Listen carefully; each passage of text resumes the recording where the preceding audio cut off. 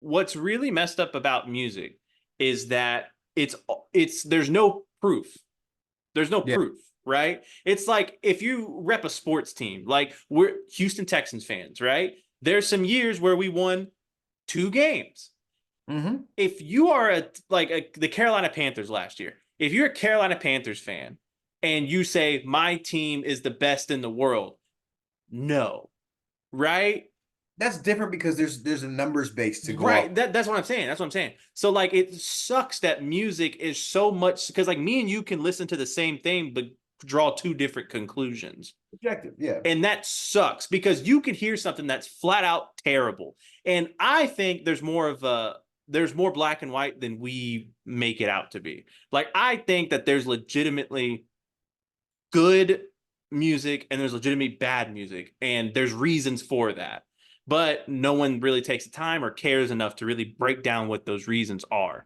But it really is terrible that you're wanting to have like these conversations with other hip hop fans with different perspectives, and they can just look at a pile of dog shit and be like, "That's gold," and you're like, "I But it's guess."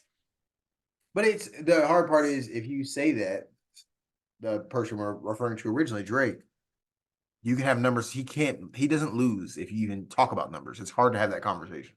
Yeah, but Although it's we know those numbers are manipulated, we know those numbers aren't necessarily real. We know, hey, also volume. He puts out more music than anybody I've ever seen in my life. Cool, but that's where that conversation gets a little off. was it was it last year or the year before that Bradley Beal led the league in scoring? Was he the best player in the league? Not even close. No, No. no. Like that would be a something I would bring up in those conversations. If you want to talk hip hop, you want to talk sales and numbers. It's like, hey, there's a whole different skill behind that, you know? Absolutely. Because I think someone like Eminem has such a crazy fan base. He could literally put out a yodel album and it'll go platinum.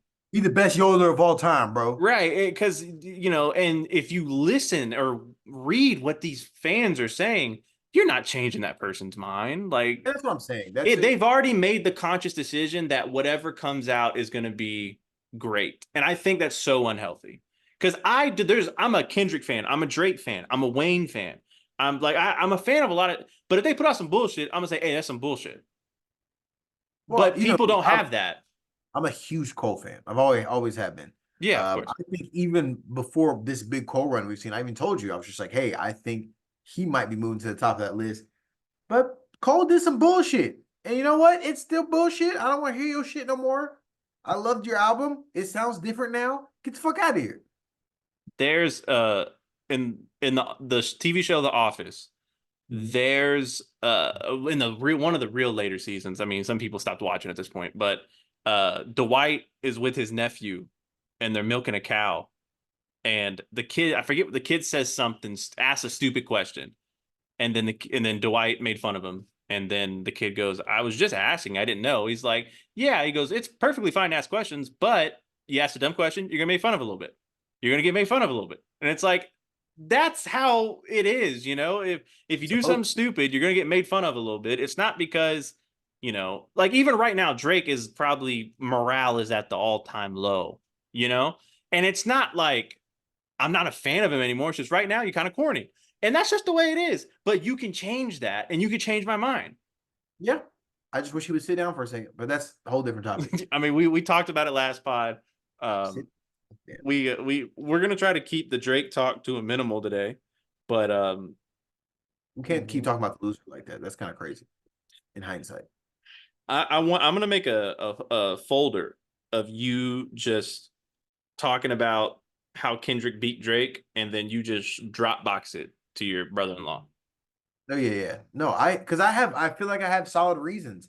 Um, common sense is the biggest portion of that. That's number one. Yeah, no, it's just but hey, it's people have to learn one way or another. And do you think, and this is just an off the cuff question, this is not on our list or anything like that, but do you think the success of Not Like Us and the fact that it's literally blown up as a song Do you think that has a lot to do with Kendrick's alleged victory? Well, of course, yeah. I think Meet the Grams, as we all talk I'm gonna about. be honest with you, and maybe it's because my algorithm's fucked up, and maybe I'm not getting a lot of Drake stuff. I feel like I do, but I have not, just in passing, I have not heard any of the Drake records. I've heard Family Matters a little bit here and there. Keep in mind, I play Family Matters. It's a great, great record. It is, yeah. But popular, but no, because Kendrick is kind of tell you, Meet the Grams did exactly what it's supposed to do. I feel like you almost have to put it at the top of diss songs. Maybe not even quality of song, but the way it was used was perfect Mhm. because it took the air out of the room. Is the best way I've heard it described. It took the air out of the room and just made you forget Drake even dropped the song, which was a damn good song. Yeah, like I said, I think right now, unless you're one of those fans that we're talking about that are just tunnel vision, I'm Drake forever. I feel like it's almost kind of weird to be a Drake supporter so loud right now. Like to Yeah, be out like in the open. bro, go whisper that shit. Like, Because I'm relax. telling you, and of all the social media, I mean, the places where our content is at, just being on there, you hear videos pop up that have songs attached to them and stuff like that. I've heard a lot of Not Like Us. I have not seen uh I haven't seen any. I would have to go back and listen to the Drake records to remember what they are. Like, I'm not saying they won't remember because I was there. I listened to them when they came out and I liked them. But I haven't heard a push up. I haven't heard a heart part. Was it heart part 6 or fan? I haven't heard not a peep. And uh Family Matters was my shit. I literally saw somebody tweet yesterday that's a humongous Drake fan. This battle ain't over, by the way. Fam, I don't know where the fuck you been. It's over. Like it's a wrap. Man, it's yeah, I don't know what can happen at this point. I guess we'll talk about it a little bit more. But welcome, episode 5 of the Bench Player Podcast. If you guys want to follow us, social media, we got clips coming out every single day. TikTok, the Bench Player Podcast, obviously YouTube, Bench Player Podcast, Spotify, Apple Podcast app, Bench Player Podcast. We in there last got a lot of content off of last episode. um we talked a lot of about female rappers and people don't like that, so Wow. I Speaking of, unlocked the dark side of social media. Those the red pill guys. All I was trying to do was just respect the women. That's all I was trying to do. All I was saying is right now. get their agenda. I don't think you understand. No, it doesn't. I was just trying to respect women and kind of big them up and say they're killing it right now. Don't do that though. Apparently can't do that. So I'm a chill. Or not. I unlocked a whole side, a whole different side. I'm like, I don't even know where you guys came from. Like there's some like it's different when people have their, opinions and stuff like that. But when it gets hateful, It's like chill out, bro. It's not that's that. where it's kind of crazy. It's And not that's that. where I don't delete comments. That's not something I do, but there's some that got kind of crazy talking about Let me read women. it. One dude said, female rappers make songs for women without fathers. And I'm like, whoa, whoa. I mean, sure, but Have you maybe ever some. have you listened to the content of majority of the rap songs from men? We don't have dads. What Like, what? are you talking about? No, that shit was nuts, bro. So I was like, hey, okay, maybe we'll try to keep it just so we can please everybody. No, I'm playing. But That. nah, it's been a fun week. More basketball to talk about, I feel, than hip Oh yeah, hop necessarily. we're gonna But run through. we gonna have fun with it regardless. Let's start it off with none other than Kung Fu Kenny, Kendrick Lamar, Ken and Friends pop-up show. What does this mean for the battle? Give me your opening thoughts on Kendrick Lamar's show coming up. So first and foremost, Ken and Friends on Juneteenth might throw something on the grill. It's gonna get crazy. Wear the Straight sandals with your toes out. Oh, I'm about to go stupid. I'm about to have a cigar, be dancing with a towel hanging over my shoulder. It's about to get real uncle-ish up in here. I just want to be clear. But no, it's a victory lap, right? To do that on the West Coast at the Forum in Inglewood, it feels almost perfect, to be honest with you. The only thing I could ask for is selfishly give me an album announcement during this. Selfishly. But at the end of the day, man, it's just when you perform like that, it only makes sense to say, hey, I'm gonna do a show. I'm gonna do it on Juneteenth.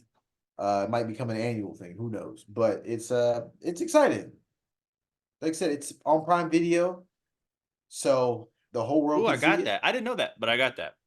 Yeah, it's on Prime Video, so it's I'm telling you, I'm gonna be at the house going crazy. But it's fun, you know. It's I think it's the first time we've seen another rapper uh look so big next to Drake, if that makes sense. Pause. Uh Pause. Pause. It's I it's don't fine, know. bro. Yeah, Let it fly. Let it fly. respect. We letting all the gay shit fly. But no, it just we've never seen somebody just look like stature wise. This looks crazy. Like Kendrick looks like he's just like the biggest rapper in the world, and Drake's still trying to figure it out. Now, is that accurate? That's debatable. No. Yeah. That's the optics of it from right here. Yeah. And sometimes that's all you need. Sometimes optics is all you need. And that's what people don't understand. I just need you to be able to talk about it. You need to debate it, and I won just by having you have the conversation. Yeah.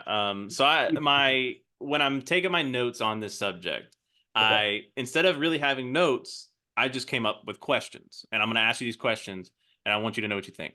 Okay. Regarding the show, do you think anybody involved with the beef makes an appearance? I'm Absolutely. talking a Future, a Rick Ross, someone like that.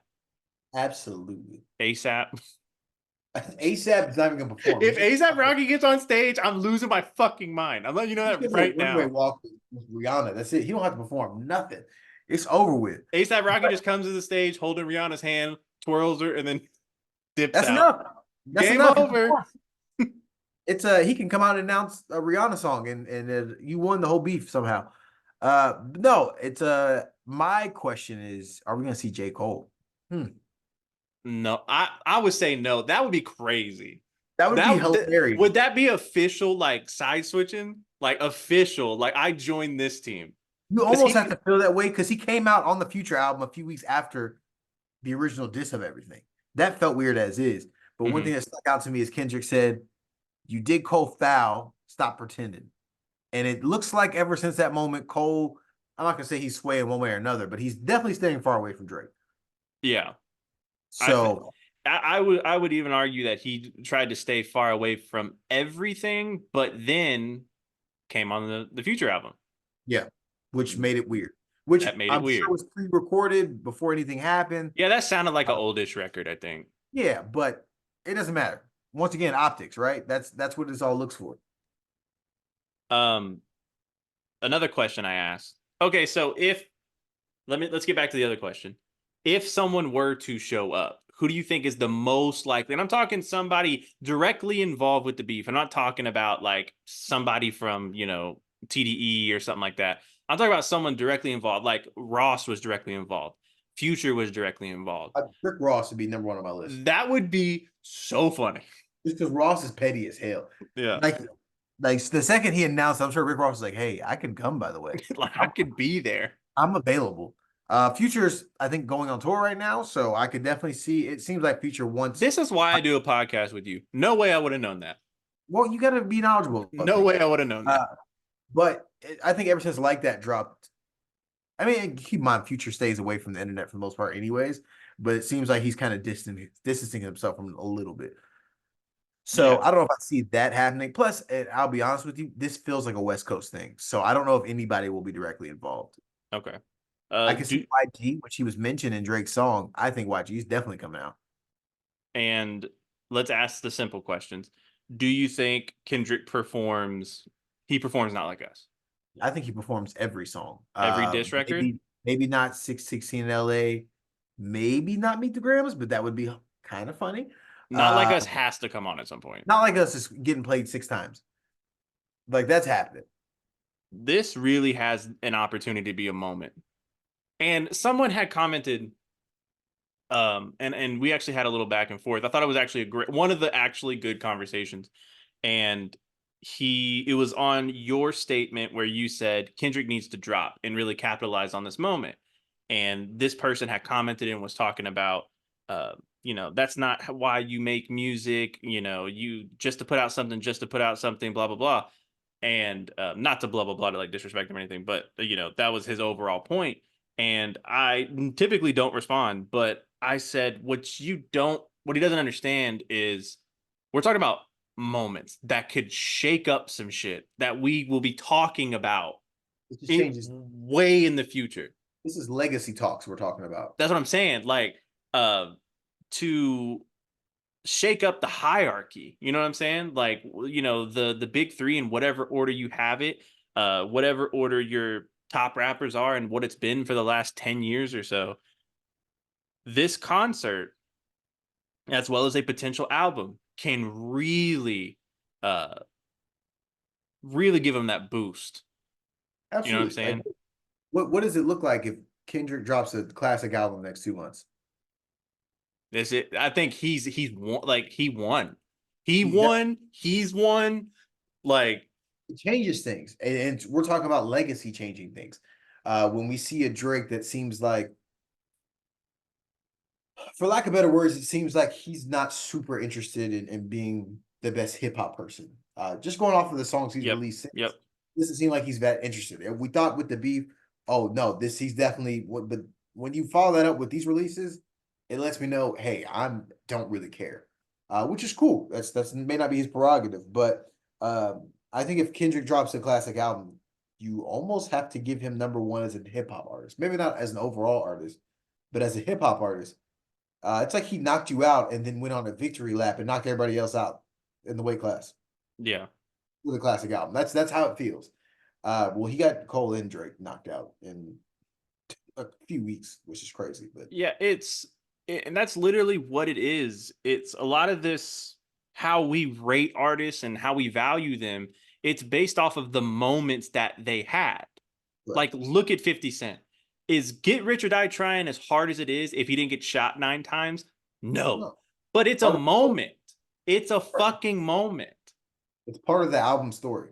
Right. And it's like this just having a battle with Drake that, we don't think it's debatable, but even if there's an argument for it being debatable, that's not enough. Yeah. But an album or doing some crazy shit at this concert to really stamp it, I feel that puts them in a different stratosphere. And if you take out the number one guy, and what I mean by Drake being the number one guy is the numbers conversation we're having.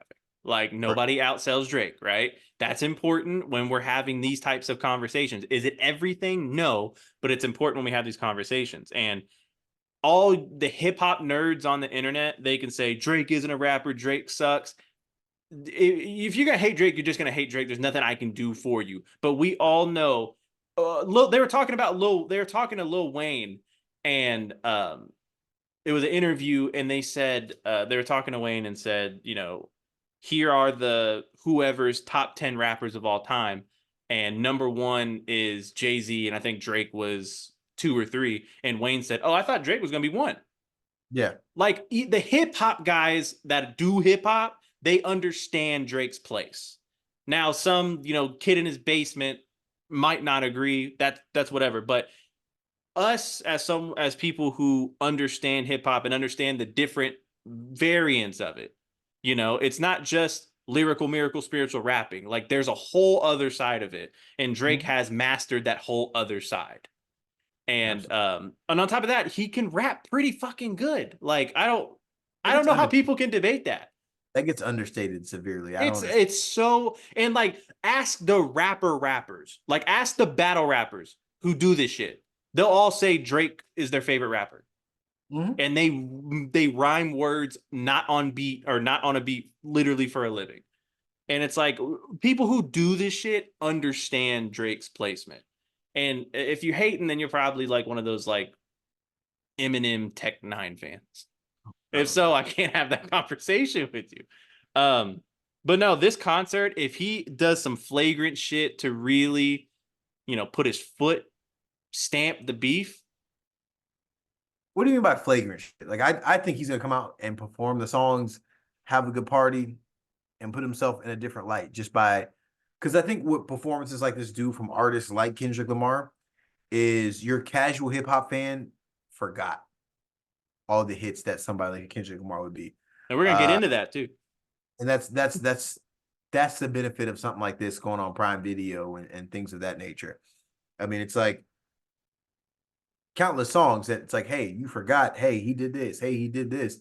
Um, and I'm assuming, just seeing based off how we see his strategy, he's gonna piece together a very well recognizable set list. I'll say that. And I think it's gonna be fun. But it's that's the things that make a difference. Yeah. So to answer your question, what I mean by flagrant, I think the most like common, expected thing to happen is to Kendrick to just go out and put on a good show. Yeah. That's expected. And I'm talking about a show where he doesn't mention the beef, doesn't make a comment, literally just puts on a concert. That's what I think is the most likely thing to happen. But if he doesn't, and he's, even if it's just like a little rant or a little comment that he says before a certain song comes on, that could be one of those moments where, Yeah. um, and I can't really give you a live example of like what verbatim he could say, but just some shit where you hear it and you go, oh, that was a shot. I want some shit like that to selfishly not only submit that he won, but maybe piss Drake off a little more. And Drake gets back in the studio and we're back at it. So let me ask you this. Speaking of that, June 19th. I don't know what time it starts. I'm assuming like 8, 9 o'clock, right? Because we're in LA, so it's gonna be pushed back. Yeah. What type of memes is Drake gonna put up on a story during this? Do you know some like slick underlined shit is coming? There's going to be a hell of the nail painting emojis, Oh hell yeah! You a see, bunch of those. I guess he says kids soccer games. He put the caption. Was it the goats? Don't worry about one trick ponies. And I'm assuming he's referring to Kendrick. Referring to Kendrick as a one trick pony is insane, but I get it. We're being petty. We're talking shit. Yeah, I mean, like it doesn't matter at The this point. memes are coming. That's all I'm saying. Which I don't has been my least favorite part about this Drake staying on the internet, but it's happening. You can count on it. Would it be some shit if Kendrick brings out Drake and it's all over? That would be the worst. Like That'd be the terrible.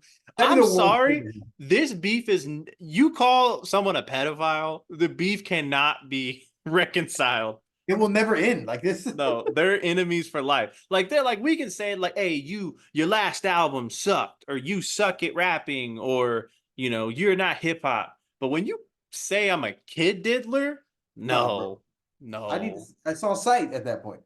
No, yeah, like at that point, that's some shit you can't just cut. And vice versa, Drake saying, Kendrick beats his girl. Like you can't just say I do that, Yeah. And Um, it'd be one thing if it was like a generic you're a woman, but this is the woman that I've been with damn near my whole life. You're not gonna talk about her like that. That's crazy. yeah, it's definitely been interesting. Um, let's speaking of Kendrick Lamar, this one I'm sure we're gonna have a multitude of opinions on here, Mhm. but top five Kendrick Lamar songs. We do top five. That's what we do here. We do Absolutely. multiple top fives of podcasts. Top five Kendrick Lamar songs. I'm gonna tell you what, I got about a 9-way tie for five. God damn. Like I couldn't like 1 through 4, absolutely just stapled in. Those are my songs. Five, I got about 6 songs I could put there. I had a hard time putting a five together, if I'm being honest with you. There's just Uh so much. so much. And I was forgetting about stuff while I was making a list. So I kind of just went with it and moved on. Yeah, like I did it, and then I went to pick up groceries at Target, and then I had I think Damn I had Damn playing, and I was like, oh, this song, oh, this song. So No, we'll see grocery how it shopping at goes. Target is wild. You got money, big dog. Well, when when my wife was pregnant, we just did the curbside pickup, and then it just became a thing. So you just pull up, and they just put it in your car, and you dip out. Plus, I don't got HEB out there, so I get it. I understand. But here, you want to know something weird about me? This is a actual fact. Are you like, wow? I don't know. I don't want this to sound weird. Uh, do you enjoy bananas? I mean, I don't know about it anymore, but at some point, yeah. um, Here's a weird thing about me. I only eat bananas when they're bright green and not ripe. What the fuck is wrong with you? I If they're yellow, I won't eat them. I don't like them. If they're ready to go, I don't like it. No, when the Especially like early. super green, hard to open. Those are my favorite ways to eat bananas. And when I shop at Target and they pick and I do the curbside and they pick up my bananas, they give me ready to eat bananas. But that's not what your boy wants. That's some crazy shit to be like, nah, fam, give me that shit that just came off the truck yesterday. The shit that they just Nah, pulled you off the see, I want my shit tree. ready now. The That's shit they crazy. just pulled off the tree. Um, In fact, give me the tree. yeah, but no, that's a fun fact about me. I don't know if you knew that. That's Um, weird as fuck, but I respect top it. five, top five Kendrick Lamar songs. Give me your five. Five, recency bias. Not like us. 100%. Okay, I can understand that. It's just it's hard. 100% recency bias. This could change in 6 months, but right now I can't stop playing that song, so it feels unfair to not put it in the top five. That's why it's at five. I put it last because there's room for it to fall off. But right now it's hard for me to not to. You better not ever go to hell black one You've been repeating that all day, all day. proving my point. Yeah, all day, dude. Um, okay, my five. I got Blacker the Berry off of To Pimp a Butterfly. I'll say that that's my five. Okay, but if there's literally a song that I typed in there and then took it back out, is Feel off of Damn. Oh yeah, Um, so it's technically a tie, but I'm not trying to have any ties. I'm trying to Blacker the Berry is actually my favorite song from To Pimp a Butterfly.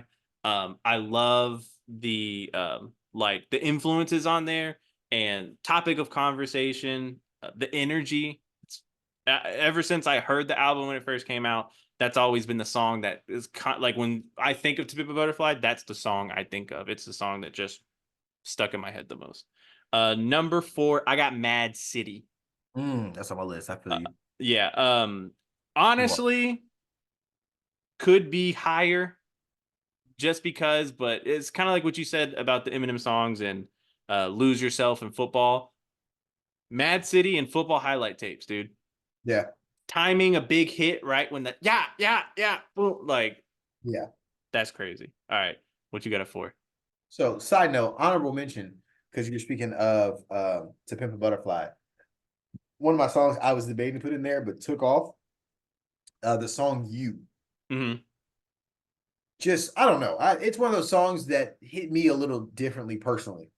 I almost shed a thug tear. Almost. Let's not get crazy. Yeah, don't get too crazy. Yeah, but that was an honorable mention on my shit. But Yeah, yeah. four, you'll never find this on streaming service. I suggest y'all go find this on YouTube. I feel like you know where I'm going. Cartoons and Cereal. There you go.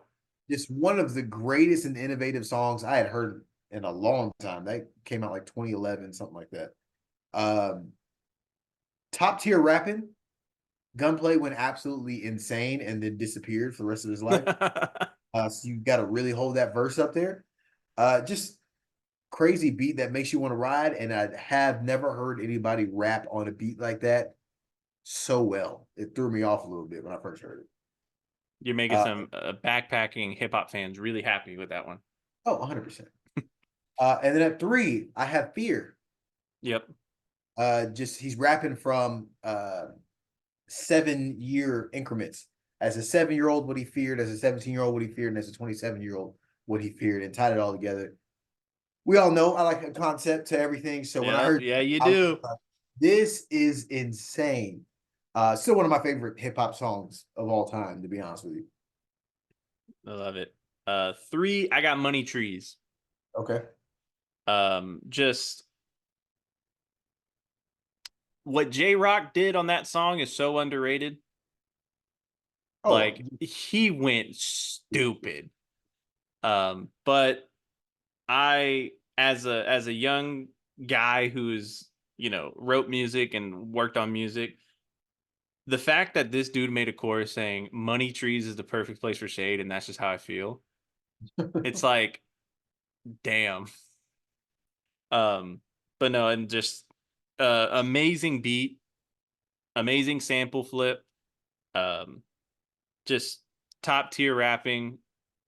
When Kendrick has like a constant melody in a song, unbelievable. yeah. So I got Money Trees at three. Number two, I know you got this one. I got Rigor Mortis. I don't have it on my list You actually. don't have Rigor? I thought that was like your shit. It's my shit, but I've moved on to different things. Okay. Yeah. So number two, I got Rigor Mortis. My introduction to Kendrick Lamar. I heard him rap in the freshman class cipher Okay. and also the BET cipher. Didn't know much about him and just wanted to listen to more of him because his verses on those two ciphers were really good.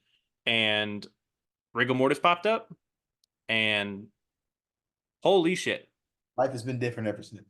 Yeah, I still to this day, as someone who understands recording music, I don't know how you recorded that. I don't know where is it all one take? That seems impossible. Where do you breathe at? And if you didn't do it in one take, where are the punches? I don't hear the punches. Yeah, no, you can't find him. No, so like that song is a mystery in itself because I have no idea how it was recorded. All right, give me your two and one. All right, so just a side note, I tried to make a remix of Rigor Mortis. Never went out. Not as good. Yo, I, not as good, pretty clear. I almost passed out by bar seven. So Can you give me the not for first? Can you give me like the first four bars? no, I have nothing for Oh, you. damn. I would have passed out just trying to give you the first four. So two, I have "Sing About Me," "Dying of Thirst." Like I said, fear almost made me shed a thug tear. "Sing About Me," full capsule release. Just hearing rapping from different people's perspectives, and to hear and if you die before my album drop, and then gunshots just go off, and then silence, and I was just like, ah! They got him. So no, it was a great storytelling, really detailed. You feel like that person's like in front of you, actually like talking to you about this. And it came from a real deep side. So it's once again, one of my favorite hip hop songs. Yeah, I love it. Number one, Mad City, man. Yep. Just it's the personification of energy. Um, this makes me want to do drive-bys. I've never done anything violent in my life, but with this song, I could consider. You know what I mean? So we talk about how like Eminem would make songs about just really personal, specific shit, and it was a hit. And Kendrick kind of did that in this song, right? Where he's naming places and streets and names of people, and you have no idea who they are, where that is, what's going on, but you were in it though. You could visualize it. Yeah, unbelievable. My number one, "Sing About Me, I'm Dying of Thirst." Okay, so we're on the same page. Yeah, yeah. Just Kendrick really inspires the people who can't sing because he makes it work. Yeah. He knows how to catch a certain tone, a certain melody, and just knocks it out the park. "Sing About Me, I'm Dying of Thirst" is a personification of that. Um, but yeah, to everything you just said, just an amazing song, different perspectives. One that's if I made a top favorite rap songs of all time, it's hard to keep that one towards the top, honestly. Yeah, that's got to be the top 20 bare minimum. Okay, so we kind of killed the top five Kendrick Lamar songs. Cartoons and cereal. That's my shit. That's my shit. All right, cool. The last the last kind of hip hop topic that we have, uh, the graceful exit of hip hop and who's done it the best. I don't really have someone that's, I mean, if you want to say like Jay-Z, right? That was going to be the top of the list. First, I wanted to find the graceful exit Talk theory. to him. So this is we always talk about what happens. Just to be frank with you, and y'all can attack me if you want. I don't really care. The opposite of that is Eminem, where you don't know when to hang it up. Just because hip hop's tough, right? It's not sports where your body tells you, all right, it's time to stop. Your mind always goes, your mind always put together songs, but sometimes the music you're making is disconnecting. Um, and you have to catch that on your own. I think Jay-Z put out 444 and just like, hey, people kind of like this, but clearly this is not connecting. And he went on to different ventures. Graceful exit. I think that when you start to realize something's not working and move on, another good example, of course, Joe Budden, right? This isn't working. I'm gonna try something different. And the opposite of that is we said, and Eminem, Soldier Boy, let it go, big dog. It's over. It's over. You were priming when you were 16. It's over. So it's that logic of who has had that best exit from hip hop and continue to thrive, even if it's not directly in a music way. Yeah. The thing I think is hard with Eminem to sort of what you were saying is he has so many fans that it's hard to pick out the true temperature of the game in his eyes. Yeah. I think he puts out some shit. Everyone says it's the best shit in the world, and everywhere he looks under his comments in his social medias, I think he's flooded with this is goat shit. But then there's people like me and you, people who are not in that Eminem brainwashing stage Yeah. where we can have an honest conversation. Because growing up, there's not a bigger Eminem fan than me growing up. Mhm. But I've always, kind of been that guy where I don't care if if I thought you were the best thing in the world. If you do some dumb shit, I'm like, you did some dumb shit, It's right? trash. It's It's okay. bad. Like this is awful. Um, and I'm able to do that. And I think it's tough for him because when he looks at the temperature, it says that he's killing it.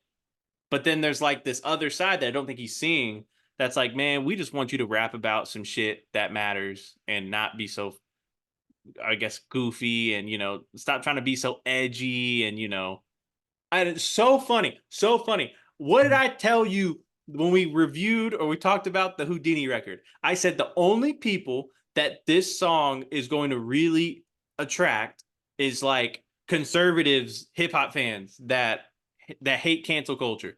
And the first one of the first comments on our video was this person's like, "Yeah, he's really going at cancel culture." And I'm like, "I Well, called it. I called it." once I'll put it like this: once your audience is becoming the people you don't even like, it might be time to hang it up, big dog. Thank you. It might be that time. Eminem hates these type of people.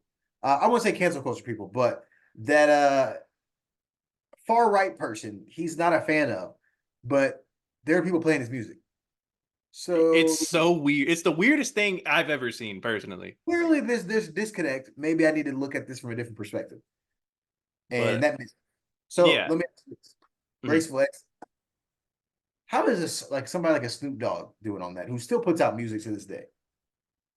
Well, Snoop Dogg got so famous everywhere else besides music. That's yeah. Like he's on you do you know the TV show The Voice? Yeah. He's doing next season. This next season coming up. Why? He's But doing The Voice. I get it. He's He's just a so coach. popular. He's a coach on The Voice. Yeah, he's gonna have a whole team. He's gonna coach them in the finals. He's the most popular rapper of all time. Absolutely. And it's weird because he's always just been himself and people love him. I need to understand, and maybe in the comments y'all can explain it to me. Maybe you can. What is Caucasians people's obsession with Snoop Dogg? Oh, I'm gonna be honest. I don't really know a lot of people who are obsessed with Snoop Dogg. I'm not obsessed with Snoop Dogg. what I'm saying is on those Well, the white people are like, he's one of the good ones. yeah, basically. Like when you see like the white shows, they Like love like NBC, ABC are yeah, like like why are you employing him. he's with Martha Stewart. Like that's as white as it gets. I'm just trying to understand. What is the I obsession? I think he is probably one of the best just from anything I've ever read, anything I've ever heard, any interview, whatever. I think he's the best at building relationships. Yeah. Like he's such a likable person, and it clearly shows. Everybody fucks with him. Every single person, even the old fucking execs of these huge, Viacom corporations. I think he's just killing it at um I think he's killing it in building relationships, and his resume is so, colorful because he has platinum albums, he's acted in quite a few things. Yeah. And so when you put all that together, he's had like documentary shows, like when he was a football coach. When you put all that together, I'm sure he's produced some shows. I'm sure he's done stuff like that. When you put all that together, what can't he do? So whenever you need someone to be on TV, who's a better option than Snoop Dogg? And here's the thing: Snoop Dogg's like, he's one of those guys where, in my opinion, it seems like he's doing everything but nothing at the same time. You know what I'm saying? Like, I'm sure his schedule's busy, but like, he's not like in the studio He trying to just put goes out an album. he just goes everywhere and beats himself. That's it. He's in like he was at WrestleMania last year. Just Like, cause. just why? Like he's done commentary for UFC. yeah. It's Yeah. like he's done commentary for that. He's done commentary for the celebrity boxing. And I'll be honest with you, I want to hear him on every fight card or finals. I want to hear him in everything. I'll get into my UFC fanboy shit, but Snoop Dogg commentated Sean O'Malley's first fight when he was on the Contender Series, and what the Contender Series is it's a card where there's like 5 fights, and the most spectacular finishes or the most spectacular fighters get a contract to the UFC. So you're not even in the UFC yet. And Sean O'Malley was on there, like no tattoos, or he had very little tattoos, which is Straight brown funny. hair. Straight brown curly hair, and obviously O'Malley knocked the dude out. And then Snoop Dogg, you could listen to the regular commentary, the regular fight commentary, but there was an option called the Snoop Cast, which was Snoop Dogg and Uriah Faber, Hall of Fame fighter, and they're drinking gin and juice and they're watching these fights. So Snoop Dogg's drunk as shit. I'm sure he's high as fuck. And he's just like screaming, O'Malley, O'Malley. You can YouTube it. It's hilarious. But yeah, no, he does a great job at everything he does, and he builds great relationships. And he made Sensual Seduction. So That's what I Sensual mean. Seduction. That song was hard. Was that song That's what I hard? mean. You don't ever have to exit anymore. No, Once but you put something out like that, that shit was fly as hell. that was fine as shit. I even liked his reggae shit he did. Snoop Yeah, Lion. I even yeah. liked that shit. No Guns Allowed was my shit. It's just Um, crazy. Dog. but and to this is a topic that you came up with, and not really a graceful exit, but guys who have came back from being counted out, right? So two guys that come to my mind, Lil Wayne and Nas. Okay. Okay. At one point, people, what we should do with Eminem, people did with Wayne and Nas, where I think when Nas put out like Hip Hop is Dead, which I kind Yeah. of fuck with that album, but people were kind of like, okay, it's over. Like you Mm-hmm. don't have it. And they gave up. When Wayne started doing the skateboard rock shit, they're Yeah. like, all It's right, you're in a different over. stratosphere. It's over. Yeah. It's over. But they have now, I would argue that the top 5 rappers putting out music in the last 2 years, Wayne is in there. He's top 5. Yeah. Who do you have over Wayne? Like, you got Drake, you got Kendrick, you got Cole. Future. Okay, now we're getting Uh, to a different conversation. but there's a lot. That's what I'm saying. Yeah, I'm putting Benny the Butcher over Lil Wayne. I'm not putting Benny the Butcher over Lil Wayne. That's I obviously not as a whole. I'm gonna be clear before. No, Yeah. no, I get.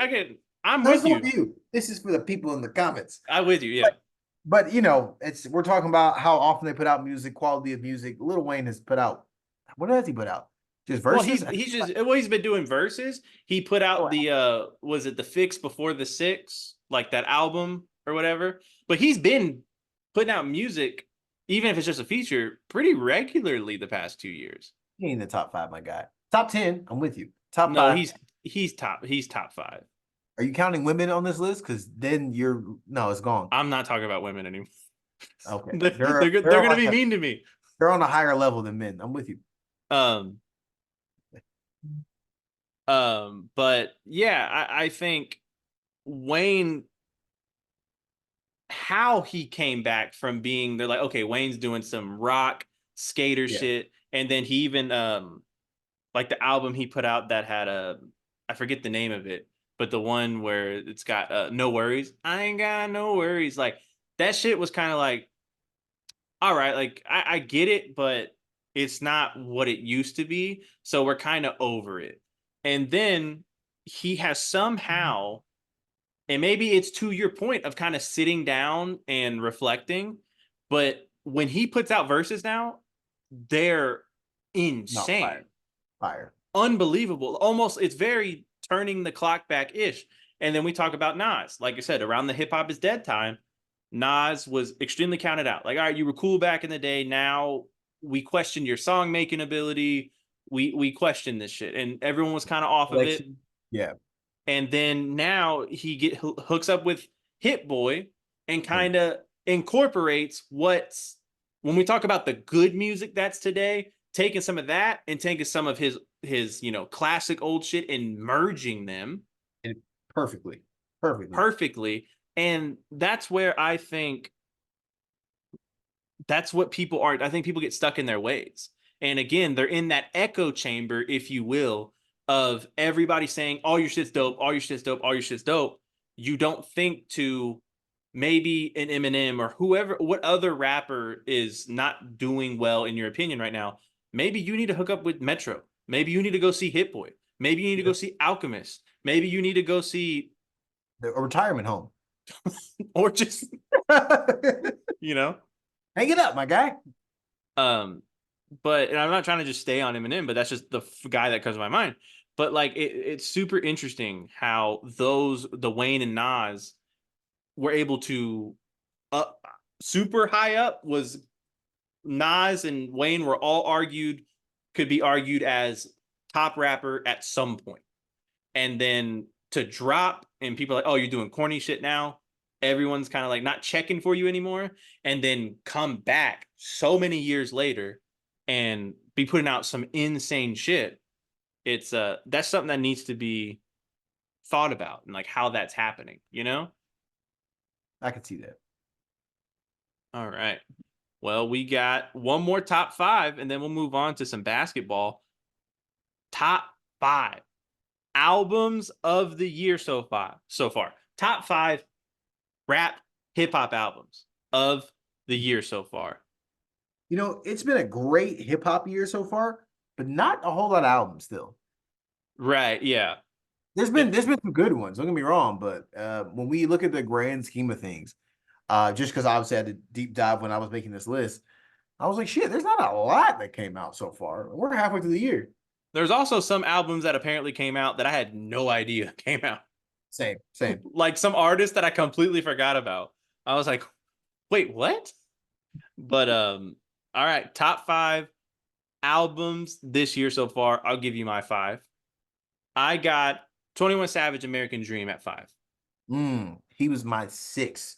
Okay, cool. Um, just I mean, 21 Savage did what 21 Savage does, and that's make good albums. Yeah, Was it Savage Mode?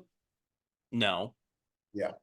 But Slightly underwhelming, but not bad, if that makes sense.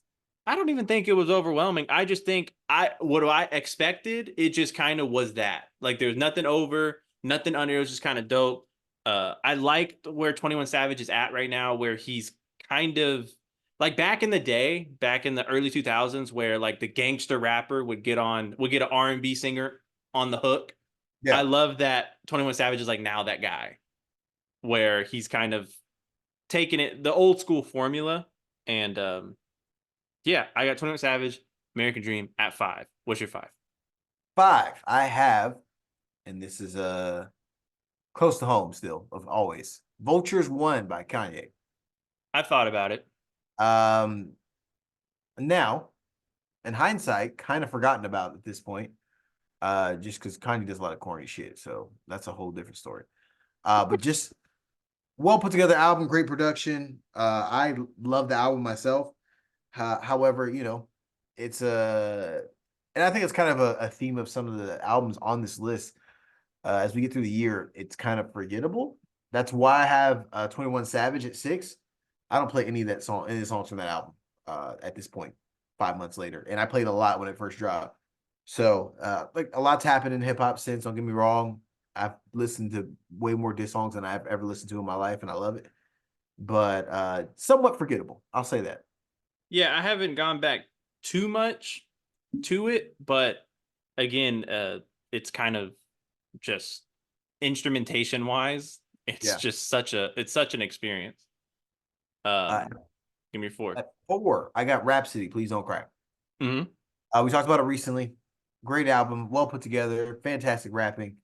Um, I wish she got more recognition than she actually does. I see some people in the comments kind A of lot refer. of people agreed with you on her being 1. Yeah, Um, yeah. okay, my 4, I got Schoolboy Q, Blue Lips. Okay. Uh, Fantastic album. Probably the most rapping that Schoolboy Q has done on an album. He's really he's a guy that's getting better. I say it all the time. Him and 21 Savage, guys that are just improving still. And he's always gonna bring that super California gangster energy.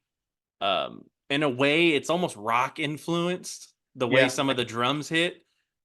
He just has a style that's just unfuckwittable at this point.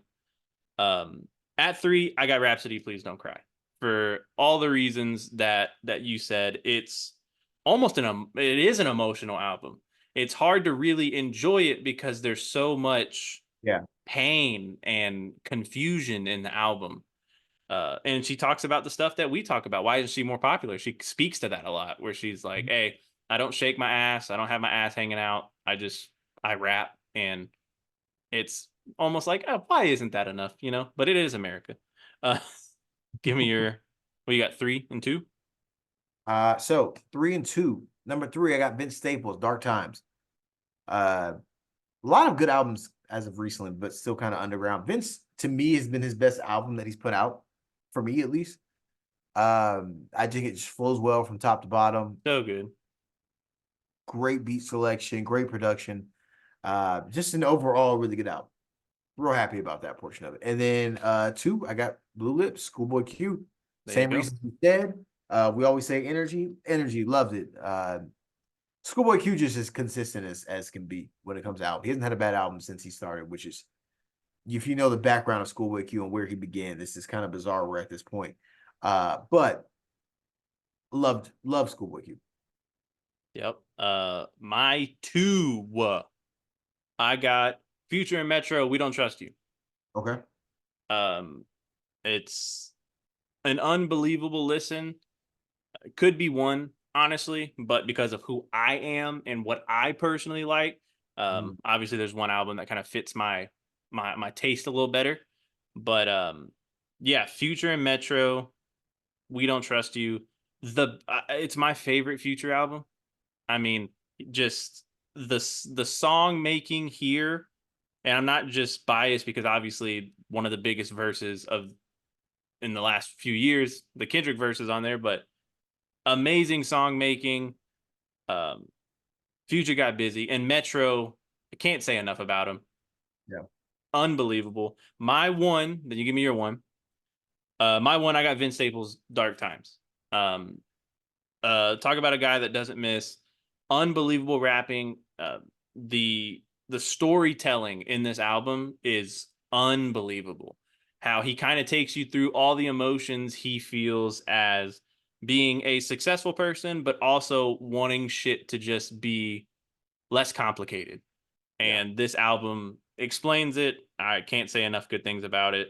I'm even people who haven't heard the album. I'm like, hey, listen to this album, and people are coming back to me and saying, "Holy shit!" And that Hmm. Etouffee record, everyone's talking about.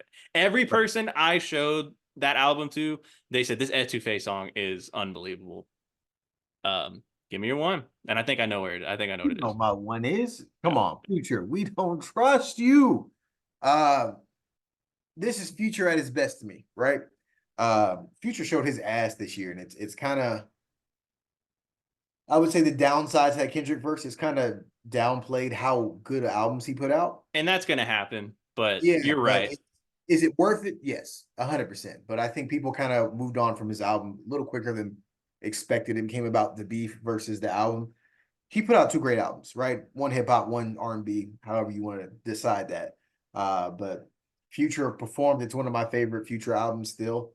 And man, I could play this thing all the way through. And to your point, Metro showed his motherfucking ass. Um, It's I I don't want I want to let it I want to let him work in the moment and not just get too excited and be like he's the best producer of all time. But we got to have some conversations in the next few years. Absolutely. And I be honest with you, after this Future, which obviously we've heard Future with Metro before, I want to hear Metro produce an album from every one of my favorite rappers. Just one, at least one. Like, give me a Kendrick and Metro album. Yeah, if Like, I know this is never gonna happen. Give me a Metro only produced Drake album. Like, what we've learned is Metro's very, very, very versatile. He has such interesting outlook on how to use samples. It's not only what samples he uses, but how he uses them. That's how been he so uses samples is it's you only see it in older producers, but for yeah. him to be as in his prime as he is and to be flipping samples like that, it's you shouldn't be that good at it at where While you're at. still using the current bop, which makes it so perfect. Like he was dissing Drake through samples, through essentially. through chopping It's samples. crazy. So I mean, Metro, if he's not the best rap producer of all time, he's gotta be top five, bare minimum. Oh, top easily top five. Top three, maybe. I don't know. It's all recency bias obviously takes over everything, but Yeah. when we talk about the volume that has to come out today, music wise, he has higher volume than any other hip hop producer ever. You Let's can make the argument more simple and say he is he is the best producer of this generation. without question. There's Yeah, nobody close.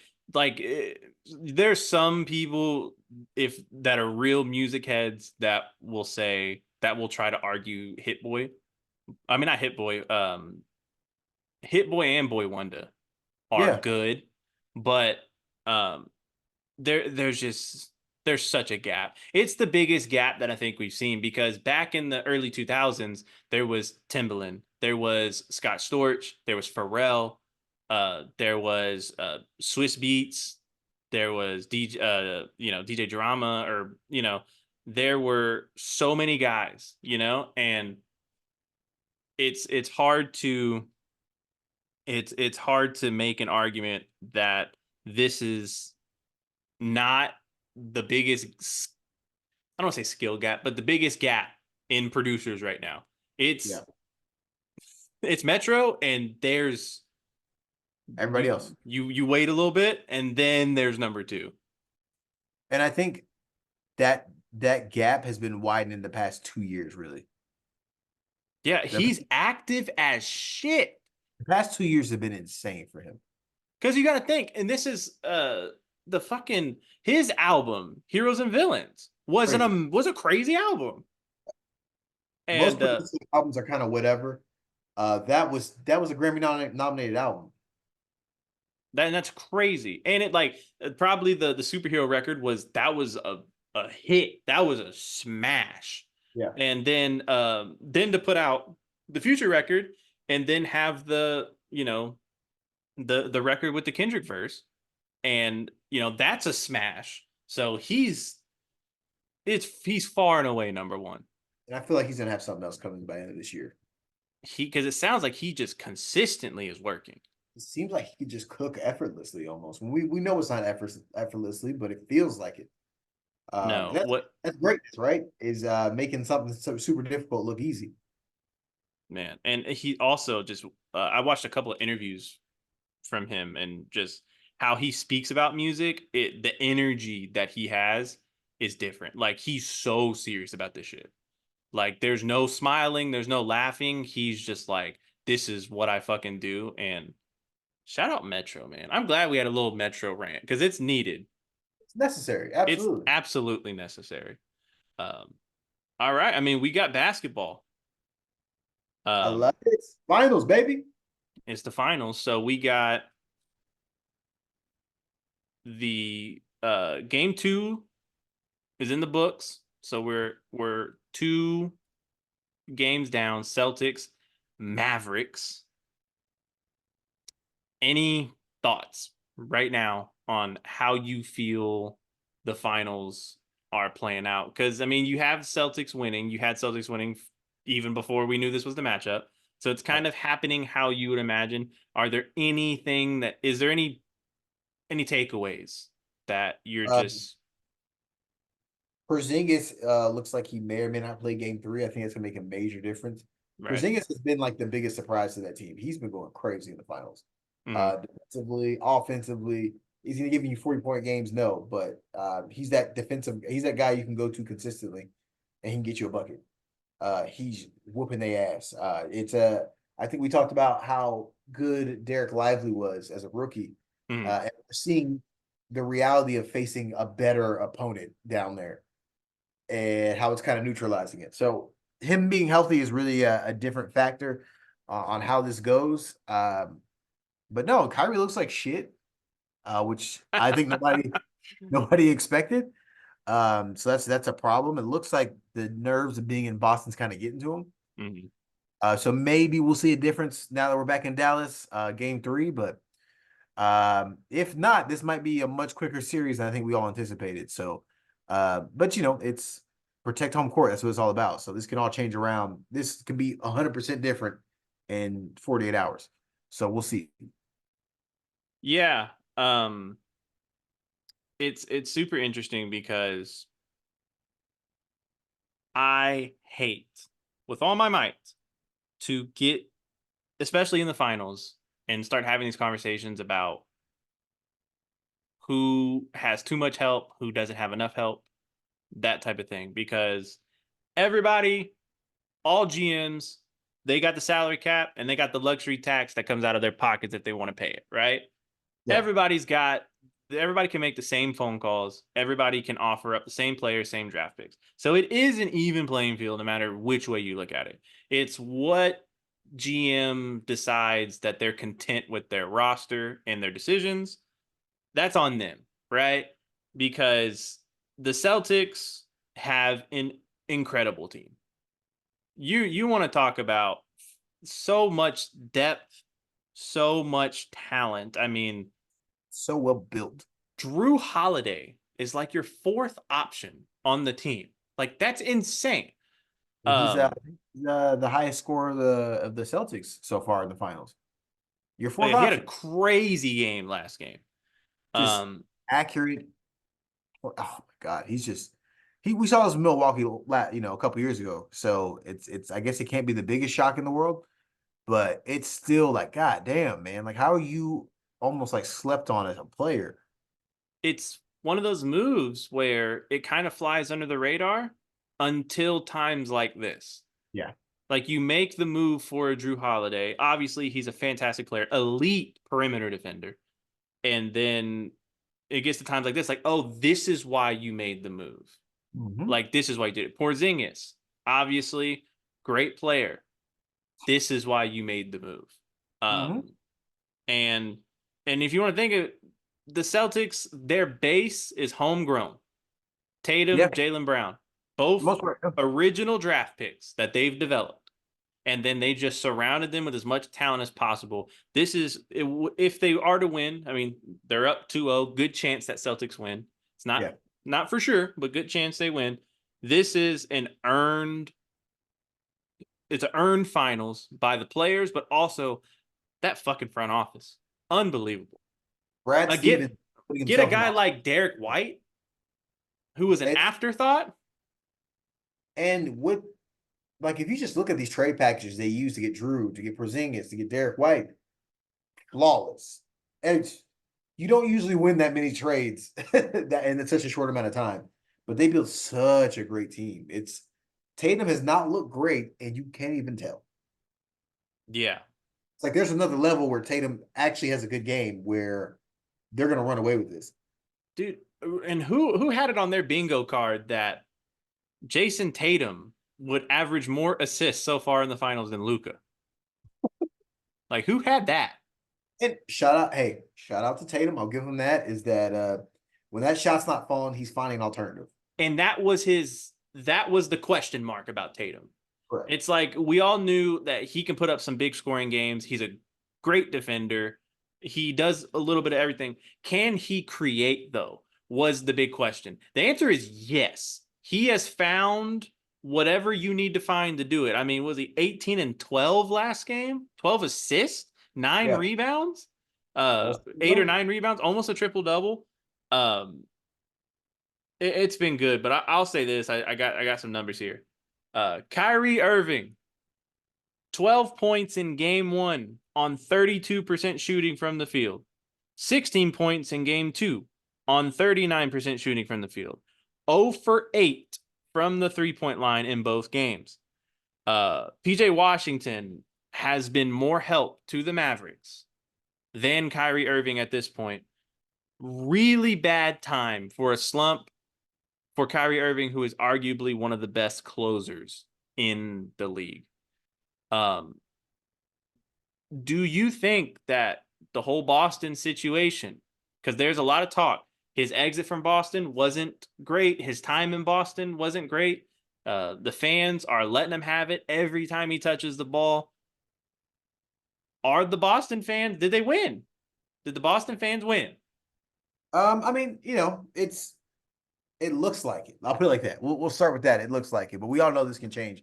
Just because throughout the playoffs, Kyrie's been on and off. Let's be clear. He's definitely had some very bad games in the playoffs, but he's had some games where he looks. We start talking about best backcourt of all time. Uh, so we'll see. Like I said, I want to see how he performs in Dallas. If he just goes crazy in Dallas, then maybe that's the case because he's been damn near useless uh, in Boston. He's kind of taking up space. You're not a great defender, so when you can't score, it's a problem. But we'll see, man. It's because Kyrie doesn't seem like the type of guy to get rattled ever.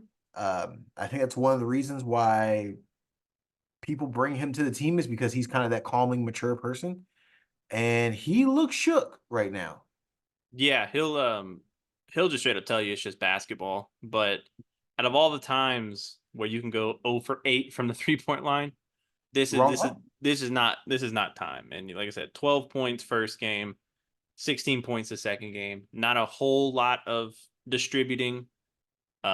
It's tough, and it's the Mavericks have a good team. That's the thing. It's not like it's Luka and nobody else. You got Kyrie Irving in your backcourt. PJ Mm-hmm. Washington, not a terrible third option. And Not then at you all. got 2 legit rim defenders in Gafford and Lively.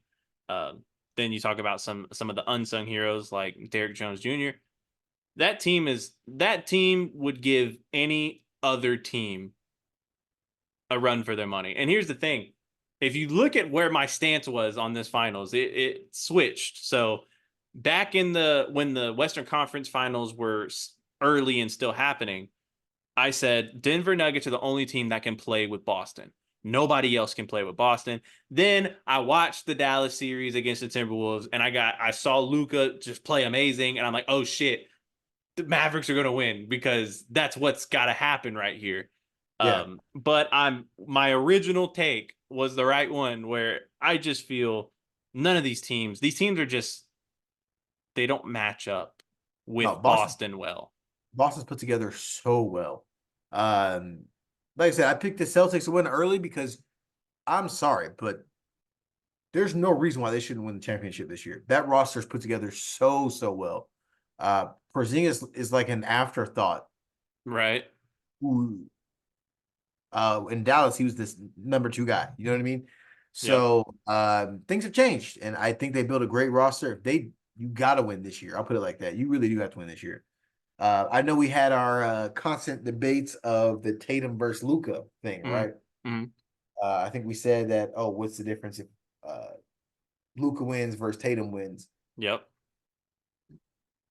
Given how the play is gone, are we still looking at Tatum as taking the step up if he continues to play like this and they win? No. Because he's not been good. Well, and this, I guess this is all perception, right? Yeah. If what Kyrie is doing is bad, that's not good. But, and I get it with Luca being on the team, Kyrie might not have opportunities to do this. But to your point, what Tatum is doing when his shot's not falling, it's contributing to points. Yeah. 12 assists from a guy that we said, can he create? He's the point guard in this series. Like he's the point guard. Drew Holiday playing off the ball. Jaylen Brown plays off the ball. They kind of do a thing where basically whoever gets the ball dribbles it up the court. But Tatum, they're giving him the ball. They're saying ISO. If you can't get to the rim, you can't get an open shot. Find your guy, and he's finding the guy. So I don't want to underplay how how much how much he's doing. It's just it doesn't look good when you're looking at points, right? And points aren't everything. I get that. But um, let me just say he's not playing terrible, but he's not being Jason Tatum that we thought we were getting. Jaylen Brown's outplaying him very clearly. He won the Eastern Conference MVP. I mean, and it looks like either him or Drew Holiday are going to win the Finals MVP if this continues as is. So that's why you have to ask. I feel like you have to ask that question. It's like, yeah, you won, but you can't put me over you. You weren't the best player on your team. Yeah, no, I agree. I don't think Tatum's playing at a level that if he even if Boston wins, because it's gonna be the conversation that most people have in these type of debates where um they're gonna say, oh, Boston was just so loaded and Tatum didn't have to be the guy. And I call that, that's an embarrassment of riches. Like that's first world problems. Like I don't want to do too much of dogpiling on Tatum for playing on the team that was constructed by his general manager, right? But at the same time, when we talk about Finals MVP, who I have as Finals MVP, I have Jaylen Brown. I have Jaylen Brown as the MVP. Biggest contract in basketball history. It's making sense right now. Obviously, if there were some failures, then it looks stupid. But it's one of those moves that looks iffy at the time, but in times like this, Agent um, perfectly. aging perfectly looks great. If you can get a championship out of it, what can you say? Yeah. If nothing happens after that, you get one championship. That's a win. Absolutely. Um, I have Jaylen Brown. If somebody, I feel Tatum is still in the conversation because we're assuming that the MVP goes to the whoever won, right? Assuming the Yeah, that's rule. not the rule, but that's how it goes, right? Um, I think Tatum's still in it just because, like I said, the playmaking has been super important, but what Jaylen Brown has done as a consistent scoring option, but also on the defensive side of the ball, Correct. Yeah. um, I think he had last game 3 steals, 3 blocks, like unbelievable.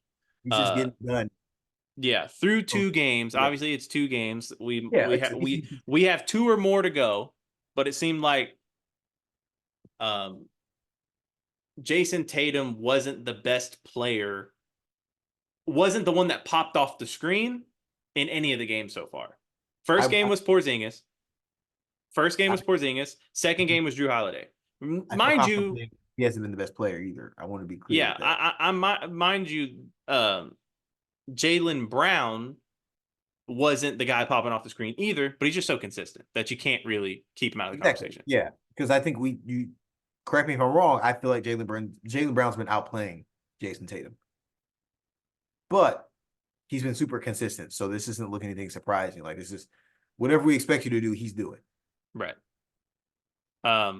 Yeah, so I watched both the games and Like the story of the first game was Porzingis just went crazy. Then the Yeah. story of the second game was Drew Holiday. Mhm. So one of those guys can have one. I mean, maybe not Porzingis, but if Drew Holiday, because I mean, we're talking about his injury, but if Drew Holiday has another crazy game, well, then it's him at that point, you know. But off of a consistency basis and the stuff maybe you do not see on the stat sheet, like the perimeter defending from Jaylen Brown. Jaylen Brown is my Finals MVP so far. A lot more to go though. Hopefully, I Yeah, don't want this hopefully. to end quick. I don't want this to Yeah, end quick. I don't want this a 4 or 5 game series. I want at least 6. Um, Uh, but I think Dallas has to deliver in both games coming up. so let me ask you this: if the Mavericks just get toasted, like if they get cooked, Yeah. and it goes 4 or 5 games, Kyrie continues to struggle, what are we doing? Like, are we just running it back next year with the same team and let's see what happens? I think you have to run it back. Uh, Kyrie has complimented Lucas so well, Mm, and how do you find another player to do that? Or yeah. who's the other player that can do that? Maybe Donovan Mitchell, maybe? I don't know. Ooh, don't say that because I like it. But that's the only player I would think that's available for a trade. Obviously, this is us thinking. Kyrie goes back to Cleveland? Yeah, no, that's the problem with that, is that's got to be a 3-team trade or something. Yeah. But that's I don't know if another player complements Kyrie as well as, or another player complements Luca as well as Kyrie.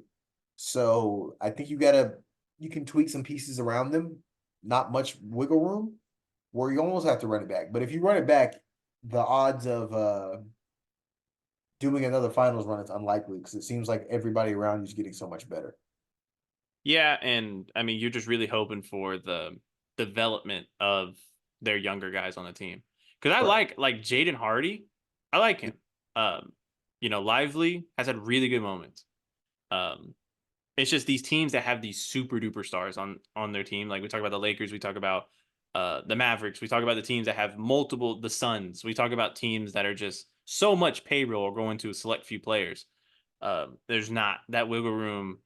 Yeah, It's almost like drug dealing, right? Because you're like, all right, I could take this guy, I could bust it down and get 4 role players out of this one guy. You know what I'm saying? It's almost like drug dealing. but I think we're seeing that the teams that have not the biggest superstars, but the best overall team is making a difference. We went through the phase of the big three where you had the big three or the big two, it didn't matter what was around you. Y'all figure it Yeah, out. That time is gone. I think we're seeing just overall who has the best built team is who ultimately is going to be winning. yeah. No, I agree. I think a lot of these teams in the NBA, there needs to be some reconsidering of, what you're thinking about doing because there's a there's a lot of issues going on here. We could talk about the Lakers. Um Oh yeah, um Speaking of the Lakers, right? Um Dan Hurley of UConn rejects the Lakers head coach offer. 70 million. And we won't say it on the pod, but we had a conversation about why do these guys want to stay in college so much. But no, it's super interesting, and it's seeming, and I don't think you would disagree. It seems like these coaches see what's going to happen. Yeah, They're like, okay, so LeBron is a top tier player, and I don't want it to sound like I'm saying he's not, but he's 47 fucking years old. Like the dude he's no matter how good you are, he's an anomaly. He's a unicorn. He's a guy that has defied all laws of physics. But at some point. some point, he's not the guy that just give me AD and we're gonna win a championship. Not anymore, right? And I don't want to make it a conversation about players make too much money because I don't think I mean, they make whatever the league is bringing in, so it's all fair game. But if LeBron is going to take the max that he can get, and AD is going to take the max that he can get, and them together is not enough, why are we doing it? You know what I'm saying? And like Yeah. there's like Austin Reeves, cool. I don't hate him. I don't. I mean, he just doesn't do much for me. He balls incredibly hard sometimes, and sometimes he just doesn't. D'Angelo Russell, no. You know what I'm saying? Yeah. Like it's interesting, but LeBron at his age, it's not taking anything away from him. He's just not the guy Yeah. He's that he already defied the odds. It's like he's a it's top 15 player. He's a top yeah. 15 player. He's a top 10, I'm okay with that. But he's just not the he's starting to sit out more games. He's not like the Yeah. Iron Man like he used to be. His defense is slowly going away as it does at age, right? But and AD is, will he play? Will he not? The injury thing. It's interesting, but I think head coach candidates are saying, okay, here's what's going to happen. You want me to coach this team that you are trying to tell me is championship caliber. It's not, but you're telling Mhm. me it is. And then when we get to midway point of the season and, you're 4 games below 500 and it's going to say, oh, it's the coaching. Yeah. And Like, y'all will openly throw me under the bus. yeah, and that's what has happened. Darvin Ham, though Darvin Ham might actually been asked. I'm gonna be honest. He might have No. actually been asked. I said he Um, was asked. But it's you had the Darvin Ham, you've had a lot of different guys try to Frank step. Vogel, who's like that's what we talked about last pod when we talked about the JJ Redick potential hiring that they pump faked us on, and it's like they've tried everything. They tried Frank Vogel, veteran coach, been around for forever. They tried the hot pause, the trending assistant on a winning team, Darvin Ham. They've tried everything. And it's like the JJ Redick thing was intriguing because okay, this is what they haven't tried. Someone that kind of understands the modern game maybe Yeah. more than most. But it's tough. I mean, so do you think that's like the situation why these coaches are turning it down just because Too much the risk is not worth the reward at that point. There's so much scrutiny that comes with taking the Lakers job. It's let's be honest, that's being the head coach of either A the Lakers or B LeBron James is the biggest scrutinized job in the yeah, NBA. So I think, and especially if you're talking about a Dan Hurley who's been super successful at UConn, um, a coach like that, I envision at least. I'm not trying to step into a bunch of old veterans. I'd rather go send me to the freaking, the Pistons or something, somewhere I can build something right. over time. It doesn't make any sense for me to go to a veteran team that's clearly past their prime, that clearly can't stay healthy, and roster just is not a championship roster. I don't care No. which way you flip it, how you try to sell it, it's not. It was it a few years ago, yes, and then we traded everybody that made us a championship roster. So, um, it's to me, it's not. If you're up and coming coach, go for it. By all means, you can kind of build a legacy starting with this. But for a coach that's established, whether college, NBA, this is not the most dream job in the world. No, it's not. I think maybe a guy like a Dan Hurley is saying, I want to coach basketball the way I want to coach basketball. Can you even do that with the Lakers? Correct. Which It's is a just so it's the most out of all the head coaching jobs in basketball, this is the one that has the most shit attached to it. correct. Has the most baggage. And I think they should go coachless and just see what happens. Let LeBron James coach the Just team. let Just LeBron. AD's been around enough. He understands defenses. figure it out. You're gonna be hurt anyways. You'll be on the sideline. Um, yeah, that's I figured we'd have the same like opinion on it, but it just seems like at first it was like, oh, I'll coach the Lakers because LeBron, AD, Los Angeles, awesome. But I think now they're like, oh, I see what it really is now. Yeah, we've seen a few years of what they won the championship in 2020. It's literally since then. It's been 4 years of oh, okay, I got it. I don't have any control. Something goes slightly wrong, I'm It's your gonna get the fault. Yeah, tomatoes thrown at me. Like it's not worth it. it's yeah,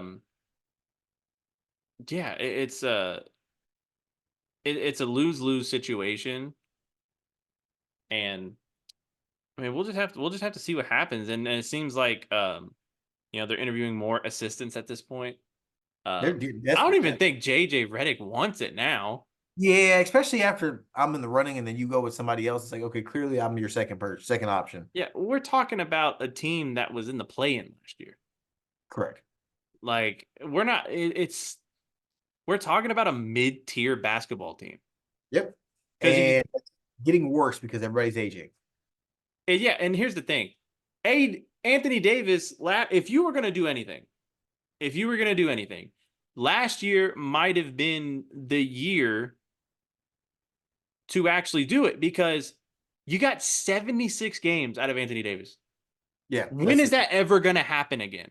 You got that's hoop dream. you got 71 out of LeBron at his age. When is that going to happen again? And then your third best player, if it's Austin Reeves, played all 82. D'Angelo Russell played 76. You had a healthy team. And So you it's not. significantly performed. When are you getting 76 games out of Anthony Davis? When is that happening? Like, it's not gonna work. That's the thing. It's not gonna work. Um I think the drug dealing reference, bust it down. What kind of depth can you get for Anthony Davis? LeBron's not going anywhere, Yeah. right? He's not going anywhere unless he wants to go somewhere.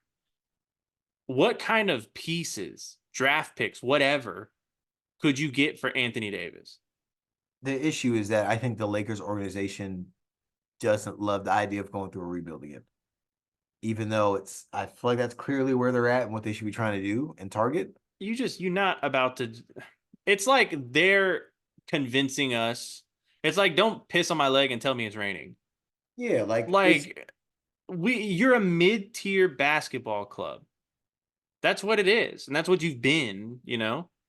And it's sad. It's sad to see Braun go out like this, but it's getting to a point where at his age, he can't be Superman anymore.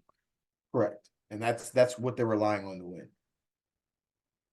I don't know. If I'm the Lakers in 2024, give me a young assistant coach. Let's bust this thing up, fire sale this offseason, see what we can get, see what picks we can get, because I'm not relying on this draft this year. I'm gonna sell everything and get into the running for the next few drafts. No, I mean, I'm 1,000%. I'm with you. It's been tough, man. But we got more basketball stuff to talk about. Uh, you want to talk about how we think the top 5 picks in the draft are going to go? Yes, absolutely. We are in June. Was it 27th? 27th? 26, 27. We're a couple 26, weeks. 27th. So we talked about who we think the number 1 pick should be. But now we're going to expand on that and go to the top 5. Who I want to be in the top 5 isn't going to be in my top 5, but I'm going to let you guys know. I'm going to let it be known that he's fallen in the draft and they need to stop sleeping on him. Nikola Topic out of Serbia. I knew that was coming. He's fallen and he is the number 1 guy on my draft board. He also revealed he had a partially torn ACL. Ew. So he probably won't even play the first year, which makes a difference. Oh, I'm seeing the update right here. Come I on, didn't man. read this. Partially torn ACL. So Oh, he that's why. probably won't play this year. Okay. If you're being smart, I wouldn't play him this year. I didn't put him in my 5 anyway, so I'll just hold So on to now, him. He's going to have a space in my heart now. as a Rockets fan, I pick him up and let him sit. I'm cool. But I get it. That's a rough risk to take on a young guy because he may never come back the same. I was looking at some big boards and I was like, this dude was top 3 a month ago.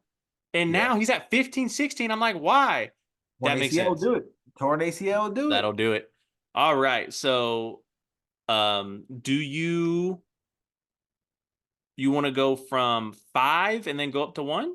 Let's go. Yeah, let's do that. That's cool. I'm with that. So the Detroit Pistons own the 5th pick. Who do you think slides in right there? I got this guy, Mata Busalis.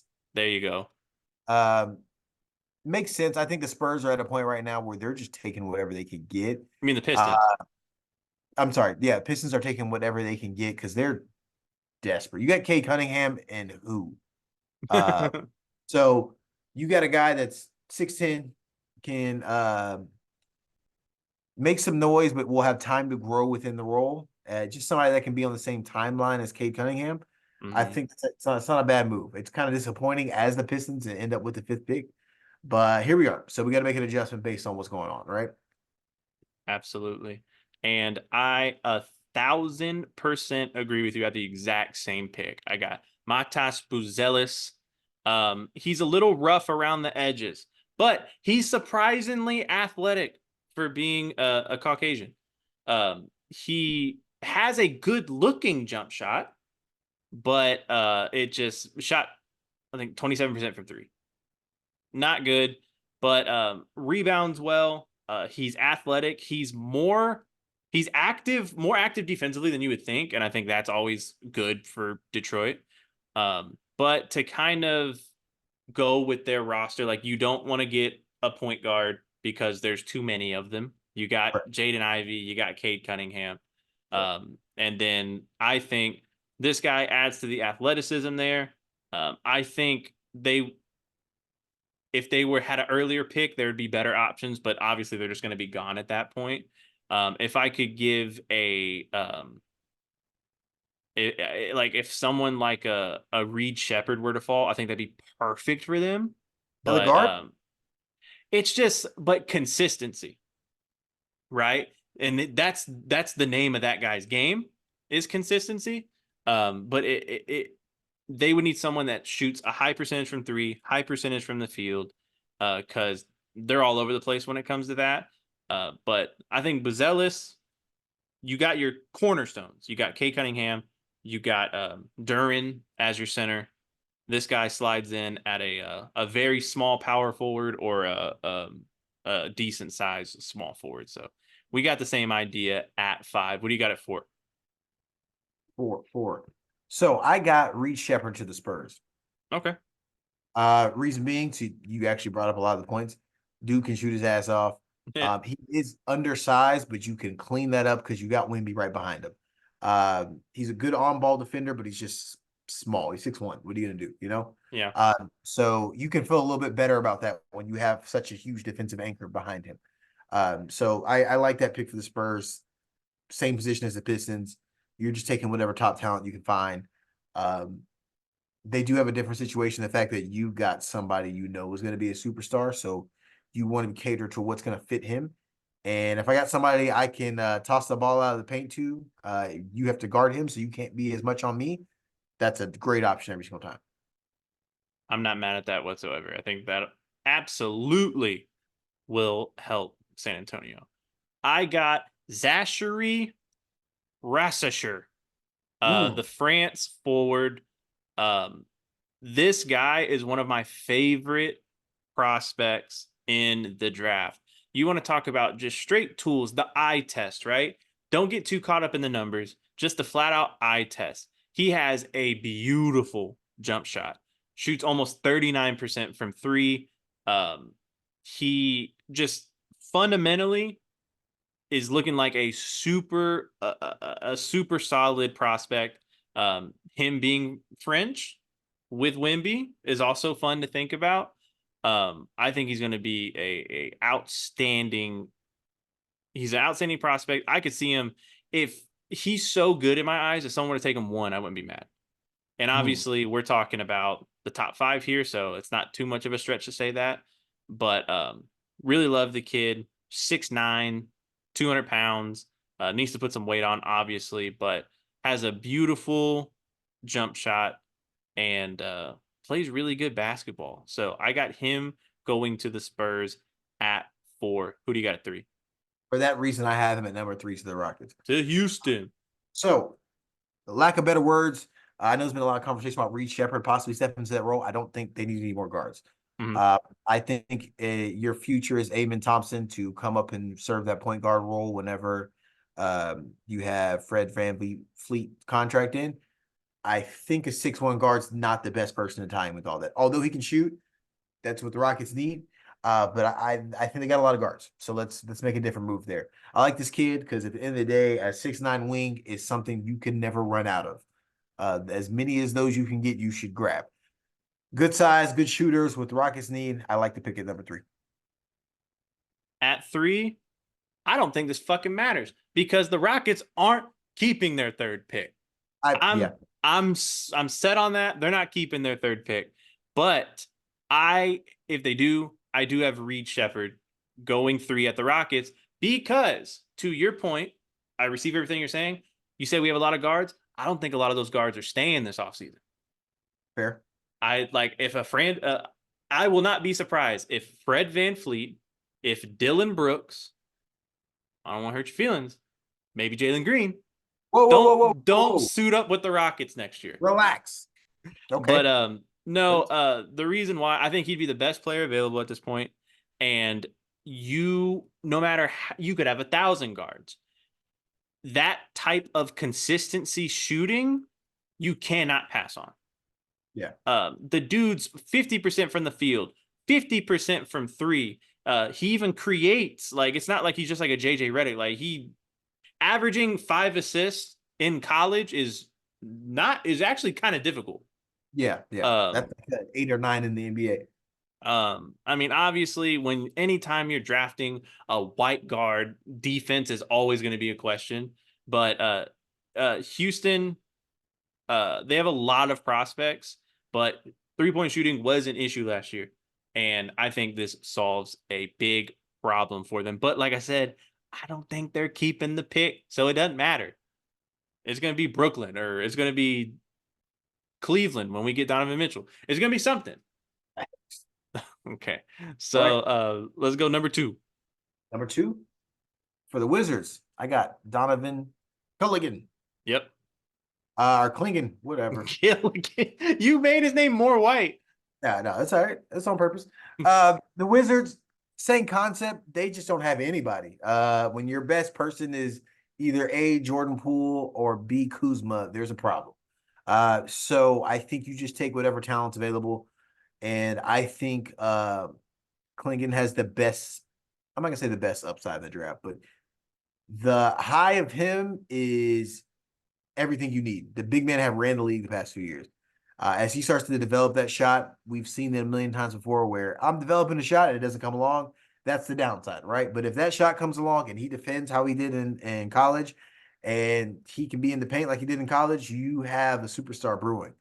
Uh, will he be that? Maybe, maybe not. But I see the potential there. We're talking about a draft that looks like the lesser level in talent in the past few years. So you got to look for real gems in there, and I think he could be one of those guys. Yeah, I got the same pick. I think we have the next 2. I think we'll have the same picks. Yeah, Um, Wizards need defense. This guy provides defense. From a prospect standpoint, I worry about oversized centers yeah, and absolutely. how long can they stay in the game. Jokic is a weird anomaly. Jokic can Yeah, play 36, 38 minutes, but a guy, his pro comparison for me is Walker Kessler. I mean, for obvious reasons, like 7'2" rim protectors. He's Walker Kessler. Walker Kessler isn't a bad pick, but some games he can only play, 20 minutes.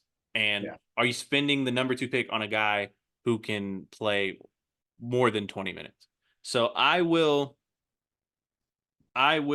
err on the side of caution and I'll say yeah, let's hope that he can log some minutes and conditioning won't be an issue.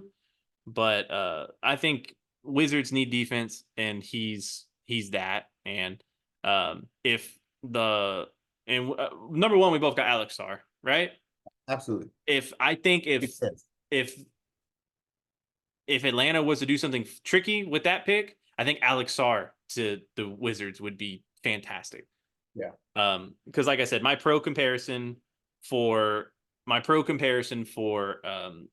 Alex Sarr is Evan Mobley. I think they're identical games. Um, and I think, I'll let you talk about Alex Sarr, but uh, again, Alex Sarr going number 1 to Atlanta, a defensive a defensive center that is developing a jump shot and is trying to shoot it from deep, just like Evan Mobley was whenever he was coming into the draft. I think an upgrade at the big man they got. What do you think? Absolutely. Capella, he can go. We're at that point now. I think the Hawks are gonna make a move between DeJounte Murray or Trae Young. It feels like one has to go. You tested it out, it has not been very successful. So it almost seems like it's time to make a move. And I anticipate one will happen. We'll talk a little bit about that later.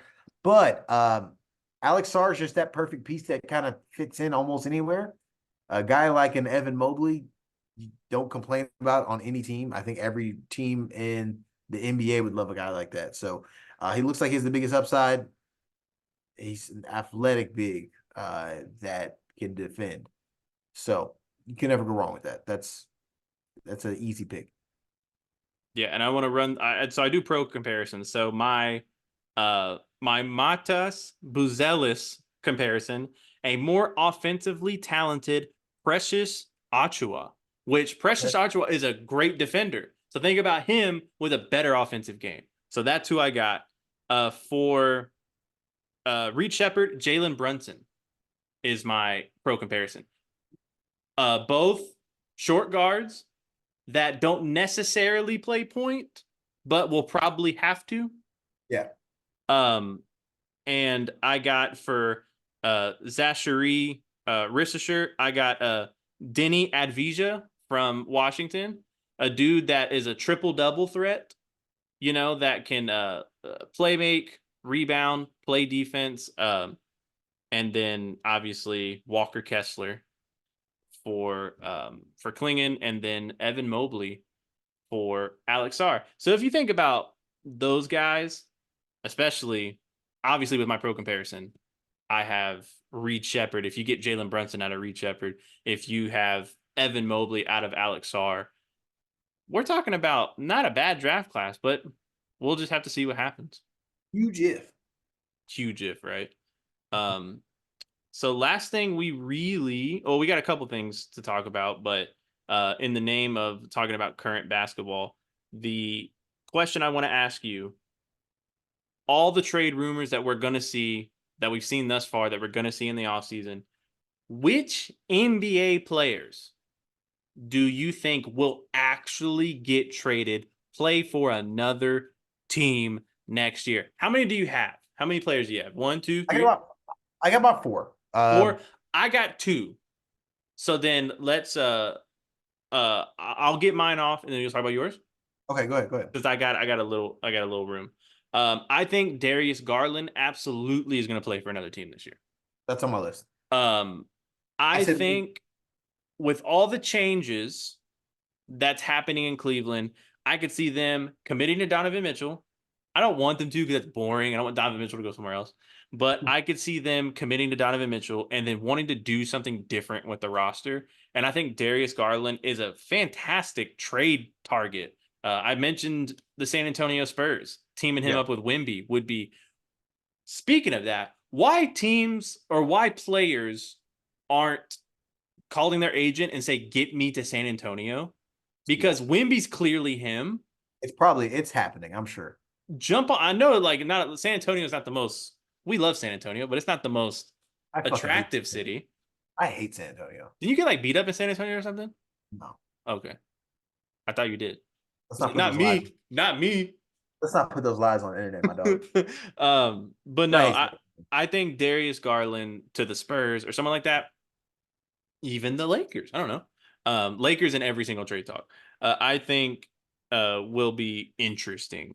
And I think players should be screaming at their agent, get me to San Antonio if teams are thinking about trading me. The next player I got Brandon Ingram. Okay, he's on my list. Yeah. Right. I think Brandon Ingram, I can see the Pelicans. Look, since the 2017-2018 season, Brandon Ingram has missed 176 games. The most games he has played in a season was last year, and it was only 64. We're looking at 55 games played, 58 games played, 60 games played. He misses a lot. Who else misses a lot of games on that team? Zion, it ain't gonna work out with them two. Who is playing? Like CJ McCollum's like, help me. Like something's got to give there. I could see them wanting to make a move with Brandon Ingram. He scored less points per game this year, but his efficiency is still there. Like he Yeah. shot almost 50% from the field. I think he's just not taking as many shots, but especially when you're playing like Zion, if you're playing with Zion, that makes sense because if you think about it, he wasn't really playing with Zion before, so him taking a dip in scoring makes sense. You But can I could see them moving Brandon Ingram to try to get more depth, get guys that are gonna play. Like I could see the Pelicans in the Mikal Bridges saga, a guy who's gonna put up 20 and he's gonna play every game. he's I not could, in jail. I could, Mikal Bridges, not Miles Bridges. Oh, okay, okay. That Jack. I heard Yeah, Bridges. yeah. Damn. It's like, but no, Mikal Bridges from Brooklyn. I think that I could see them making the move to get someone like him. Maybe use Ingram as a trade piece, to get a guy that okay, I can count on him to play at least 75 games.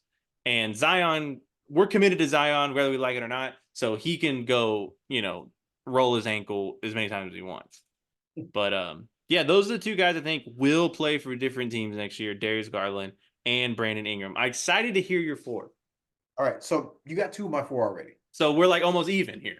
100%. Yeah, So one of mine is DeJounte Murray. Um, he really balled out towards the end of last year, and you'll hear no one talk about it. yeah, 100%. You did, but I think they realized Trae Young and him don't work. No, Uh, so I want to say DeJounte Murray because I think one of them are going to be gone.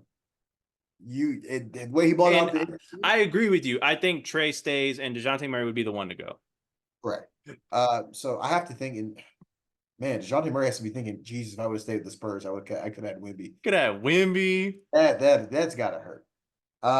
And most importantly on my list, I got Julius Randle. Oh yeah, So reason being, I could see it send Julius Randle back to New Orleans, give me Brandon Ingram. I feel like that makes that team better. I think they sped up a little bit without Julius Randle being out there. Julius Randle was so hit and miss, to be honest with you, that I think that sometimes when you get hurt, that time without you makes teams realize, oh, we can do something different. We can go a different direction. You added OG. I think it's Julius Randle may not be the best player to fit with that team anymore.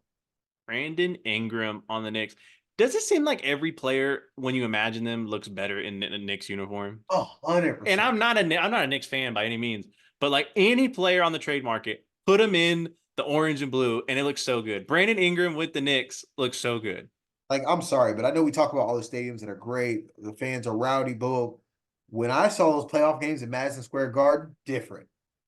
Different. Like it doesn't look at how you want to, it's different. So you want to see New York be great. You saw Jalen Brunson be great. I want them to get another guy that can hold them down and make things happen. That's supposed to be Julius Randle. Uh, part one is staying healthy, but two, I don't think he's the fit for that team anymore. Yeah, no, you hit it right on the head where it's, when you're hurt for a long time, we get to see what we can do without you. Yeah, And it was which damn makes me good. which makes me sad about the Rockets and Sengun. Probably played our Yeah. best basketball without him. You're like, no, don't trade him.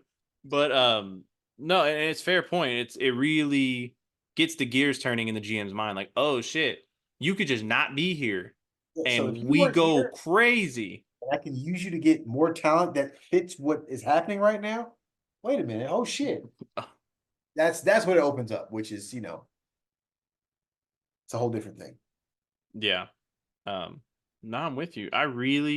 You went deep in the bag. DeJounte Murray, Julius Randle. Come on. I do No, this.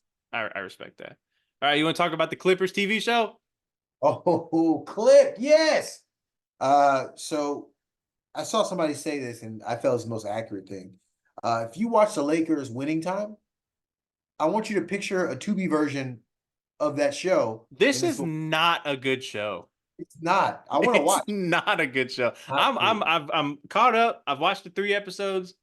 Am I doing chores in the house or am I watching my baby while it's playing? Yes, but man, who the fuck does Doc Rivers think he No, is? I think this is a lie because I think Lawrence Fishburne could be a bit more qualified coach than Doc Rivers. I'm convinced at this point. Uh, and Doc Rivers, well, Doc Rivers in the show, right? I think Doc Rivers made this movie on the low. Like they got all the information from Doc Rivers. Doc Rivers is talking crazy, and he This looks like a whole hero. show is trying to make Doc Rivers like a hero. Yes, 100%. Like Doc Rivers is the voice of calm. Doc Rivers is trying to persuade Donald Sterling to put out a statement. We can't do this, but we got to play. In the first episode, he was gonna quit. He was gonna quit because Donald Sterling was like, "You work for me. You're just a coach." And then he was like, "I'm not a coach in here because I quit." And he hung up the phone. And then like the assistant calls like, "Hey, you know you can't quit, right?" But Yeah, like they're like, oh, this is all over JJ no, Redick, which is no crazy. That way. shit didn't happen. That shit didn't No happen. way. Fuck out You're of here. you're not about to be the like you were traded for a first round draft pick. Like you're a highly touted coach. No way you're gonna get to your new situation and say, "No, I don't like the way you're talking to me." No, you just ate that shit. You know you did. And it's the story they're painting is that everybody's always hated Donald Sterling. That's a thing. I Yeah. don't know how accurate that is, but it's real convenient after in hindsight, right? I hope the thing I hope is real is whenever there's a party, he just brings Blake Griffin out and He's he's holding like, his hand. He's like, come on. "Everybody, look at Blake Griffin." He thought he was Latino. Yeah. He's like, It's crazy. It's not a very well, I don't want to say written show because it's based on what actually happened, but it's not well put together. The casting is horrific. Do you see what Steph Curry looked like? yeah. Oh my I god! will say the Chris Paul is pretty spot on. I He just he kind of he looks more like Rodney Hood than he does that's what I'm Chris saying. Paul. He looks more like Rodney Stuckey than Chris Paul. But and I thought the dude that played JJ kind of is cool. I mean, he's white, all white. All white people with Right with that a haircut. haircut, with the It's haircut look the same. So, but the dude that plays Blake Griffin, no. what are we doing? What the fuck? And They like just got a straight up white dude, and I they understand you can't get a bunch of 6'10" people to do this job, but they all look super short. Like and they literally DeAndre Jordan's just chilling in the background with the fucking chameleon. He's just got a lizard on his shoulder, and he's looks just nothing like DeAndre Jordan. They just said, "Go find me a big black dude," and that's who they showed up with. that shit was nuts, bro. And I guess the idea is uh and then I get the guy that plays like Matt Barnes was like the conflicting one where everyone wanted to protest. Matt Barnes was like, "Hey, y'all put up with this shit for years and y'all never said shit. Now y'all want to say shit now that a tape's out." That is very Matt Barnes like, I would Yeah, imagine. But it's a bad show, dude. Matt Barnes is pretty spot on though. Let me be clear with the casting. Yeah. That wasn't a bad pick, but it's bad. And then there's just like other random black dudes, and you're just like, so I'm guessing you're Jamal Crawford. Yeah, I'm guessing no, you're Randy Foy. Like, it's like they're. It's not very clear, but like you look nothing I like have any of these. no idea who I had y'all no are. idea who it was until on court they wore the jersey. I was And like, you're like, oh, oh, you're supposed to that's who be you're Jamal supposed to Crawford. be. Yeah. It's a, No, everybody's a fat version of who they're really supposed to be. the dude that plays Chris Paul looks like he's 5'7". That's what I'm saying, bro. Like we know Chris Paul is short, but my God. And why is everybody the same height as him in the show? Right? No damn sense. Um, Clip is horrible. yeah, that's definitely it's not a good show. I'm gonna keep watching. I'm gonna finish it, but The original story, what's based on, is enough to make me want to watch, but it's not good. I just the second episode was crazy because and I don't know how much is paraphrasing and how much was actually verbatim, but she was like yo, she's talking to the side chick, V, is talking to Donald Sterling, and she's like, how can you be racist? Because when like you like your whole existence is around black people. And he was like, no, I give black people paychecks, homes, and houses. Black people are treated like dogs in America. And she's like, yeah, so you should want to change that, right? And he's like, nah, I'm good. But that's not racist. Like he goes, is it racist to want things to stay the same? And it's like, I'm not Yeah. ready to ask this. I'm not ready to tackle this question right now. In this scenario, absolutely. Then he's like, yo, it wasn't me. It wasn't me. His first statement was like, it wasn't me. That was before AI, my guy. It's So like, bro, that is 100% you. no, that shit, it's not good. But No. especially because like we know what happened, and the I had no idea that Doc Rivers was gonna be like this protagonist Yeah. in this, and he's screaming at the owner's assistant saying, I'ma hurt you, I'ma physically hurt you if you come to the stadium. I don't know Yeah. if Doc Rivers is saying that. No. Also, This was written by Doc Rivers. It has to be. Doc Rivers in that practice, if that's real, when he's He talking about roasted. Yes. saying Big Baby needs to lose weight. That's one guy you could tell who the casting was Big Baby, Glenn Davis. But he's saying Big Baby need to lose weight. Chris Paul, you got too thin a skin to win a championship. Matt Barnes, your wife is leaving you. Um, Only person he didn't talk shit about was Blake. But if that's real, ain't no way he has like he's won a championship. Mm-hmm. He's The been to second. 2 finals. Mm-hmm. He ruined the Orlando's Magic chances of getting Tim Duncan to match with Tracy McGrady. Literally, Tim Duncan was going to sign with the Magic, and he said, "Oh, Tim Duncan wanted to bring his family on the flights," and Doc Rivers said, "No, I got a policy, you can't do that." And then Tim Duncan's like, "All right, I'm re-signing with Spurs." So you fucked that up. You won one championship, and since then, you don't even have a winning record in the playoffs. And you've had the most 3-1 losses of any coach ever. I forget you got like facts. You I like hate look, it. No, I but didn't have to look like anything up. I just I know this stuff.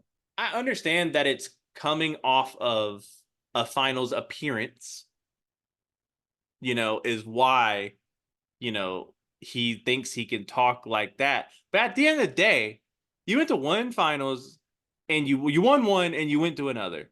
Is that enough reason to like talk shit about that? Like, I don't know. I don't know if you could talk to people like that off of one ring. That's Yeah, kind bro. of crazy. You need at least about 3 of them things before you can say that. Like Like, Steve Kerr, Greg Popovich, Spolstra, Eric I gotta Spolstra. shut the fuck up. I gotta shut the fuck up. I get it. Doc Rivers is not in that class with those guys. I'm close. It's not close. You shouldn't have a job. I don't know about not have a job though. I'm Doc Rivers' biggest hater. I just want to be clear. No, I just wanted to talk a little bit about the show because this show's insanity. How'd you feel about Lawrence Fishburne's own version of Doc Rivers' voice? The thing is, I think if you're not professionally trained or born with that voice, I think you're just gonna ruin your shit. I think you're gonna fuck your shit up. Like I don't think you can really practice for that because he speaks. Steve-O from Jackass, uh, he has a fucked up voice, right? And Yeah. he went to the actual like throat specialist. I used to know a girl named throat specialist, but no, he used he used to go. He went to the throat specialist, and she's like, "There's nothing wrong with your throat. You talk instead of using your vocal cords, you use the muscles, and that's why your voice is fucked up." It's exactly what Doc Rivers has on a times a billion. It's Doc Rivers goes crazy with the throat muscles. I think we got our title of our next episode. I'm just asking questions. That's all. That's all I'm doing. I'm asking questions. No, what a show. It's yeah, I thought it was gonna be a lot better. I was hyped, and I'm 3 episodes in, and I'm like, this shit's kind of ass. That the chick that plays the side chick V, I can't really figure her out. I don't know if she's like in the first couple episodes, it seemed like she actually could be she's trying to get paid, obviously, but Yeah. it seems like she could actually have like some type of a social moral compass. But then this last episode, she's like, nah, I just want to be famous. You're like, where the fuck did that Yeah. come from? I'm trying to adopt some boys and be a great parent. Next thing you know, she's like, fuck them kids. I'm trying to I'm be famous. I'm dancing in the yard. fuck my friends. Like it's, I don't know, bro. Yeah, and Maybe, that one chick, her friend let her have it. She's like, oh you yeah, was with the dude for so long, you knew he was like this, and you didn't give a shit because you were getting gifts. yeah. She's like, you got shit too, bitch. This ain't got nothing to do with It ain't. I'm not in the paper. me. That's you. Um, Now what a show.